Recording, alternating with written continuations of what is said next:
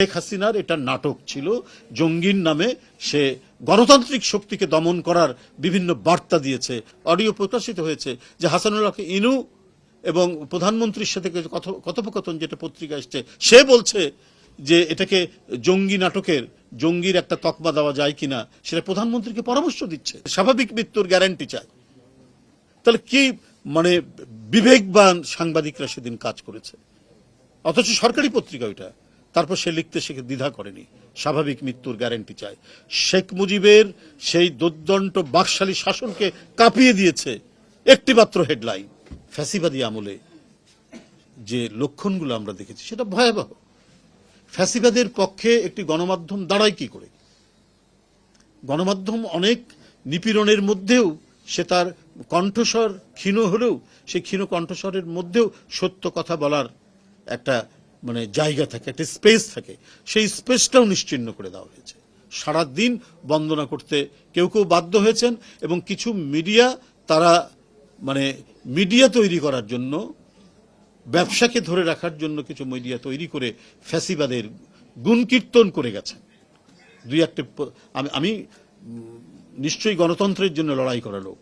আমি 1984 সালে এরশাদের বিরুদ্ধে আন্দোলন করতে গিয়ে, যে ওনারা জানেন, একবারে রাইফেলের গুলি, এটা শর্টগানের গুলি না, রাইফেলের গুলি খাওয়া মানুষ একবারে পেট দিয়ে ঢুকে পিঠ দিয়ে বেরিয়েছে। গণতন্ত্রের প্রশ্নে কোনো আপোষ আমি করিনি, কখনো করবো না। কিন্তু ফ্যাসিবাদের প্রকাশ্য দালালি করেছেন এমনভাবে, এবং প্রতিটি ঘটনা, প্রতিটি গুমকে সাফাই গিয়েছেন ফ্যাসিবাদের পক্ষে। সেই মিডিয়ার কি থাকা উচিত? শেখ হাসিনা যেখানে নিজে বলছেন যে হেলিকপ্টার থেকে বম্বিং করতে, আপনাকে গত পরশু দিনের আপনার পত্রিকা দেখুন, যে কথোপকথন পত্রিকার মধ্যে আসছে, কি ভয়ঙ্কর ব্যাপার। সেই দেশের প্রধানমন্ত্রী এই দেশের শিশু সন্তান, কিশোর, তরুণ, তাদের মিছিলকে দমানোর জন্য তিনি হেলিকপ্টার থেকে বম্বিং করার উপর পরামর্শ দিচ্ছেন। এবং তার যে নিরাপত্তা উপদেষ্টা মেজর জেনারেল তারেক, তিনি বলছেন, প্রধানমন্ত্রীকে পরামর্শ দিচ্ছেন যে কিছু লোককে মেরে ফেললে বোধহয় আন্দোলনের যে উত্তাপটা সেটা থেমে যাবে। এরাও তো এই দেশের লোক, যাদের মনোবৃত্তি এরকম। তাদের পক্ষে যে মিডিয়া কথা বলেছে, সেই মিডিয়া কি থাকা উচিত? সেটা কি বন্ধ করে দেওয়া উচিত না? তুই একটা মিডিয়া নানা ধরনের বয়ান তৈরি করে তাদের বিরুদ্ধে অপপ্রচার করা হয়েছে। তাহলে মিডিয়া নিয়ন্ত্রণ করে ফ্যাসিবাদের পক্ষে যারা সাফাই গিয়েছেন, এবং প্রতিটি হত্যাকাণ্ডকে, যে সরকারের দিক থেকে যেটা ঘটনা হয়েছে, তারা এটাকে নানা ধরনের বয়ান তৈরি করেছেন যে এরা জঙ্গিবাদের দিকে যাচ্ছিল, এরা দেশের নাশকতা করছে। কেউ শিহরিত হয়নি যে ওই বাচ্চা ছেলে মুগ্ধ, পানি লাগবে বলে সহকর্মীদের দিকে এগিয়ে যাচ্ছে, তাকে যখন হত্যা করছে, এটার জন্য কোনো মিডিয়ার যে সংবাদ পাঠিকা বা উপস্থাপিকা সেটাকে আরো বেশি করে বলছে যে এরা সব জঙ্গিবাদের দিকে এগিয়ে যাচ্ছে।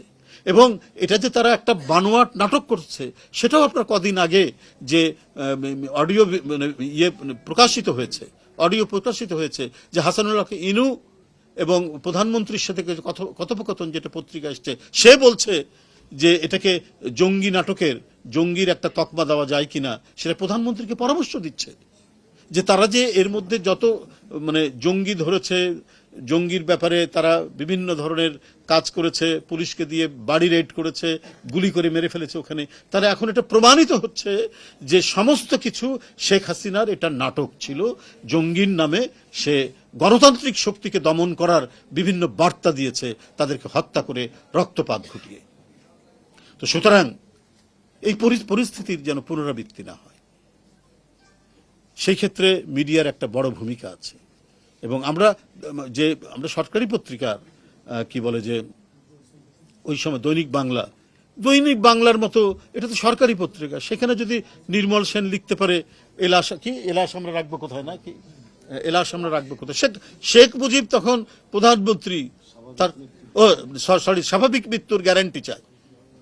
তাহলে কি বিবেকবান সাংবাদিকরা সেদিন কাজ করেছে, অথচ সরকারি পত্রিকা ওইটা। তারপর সে লিখতে দ্বিধা করেনি, স্বাভাবিক মৃত্যুর গ্যারান্টি চায়। শেখ মুজিবের সেই দুর্দণ্ড বাকশালী শাসনকে কাঁপিয়ে দিয়েছে একটিমাত্র হেডলাইন। আমরা সেই মিডিয়ার দিকে ফিরে যেতে চাই।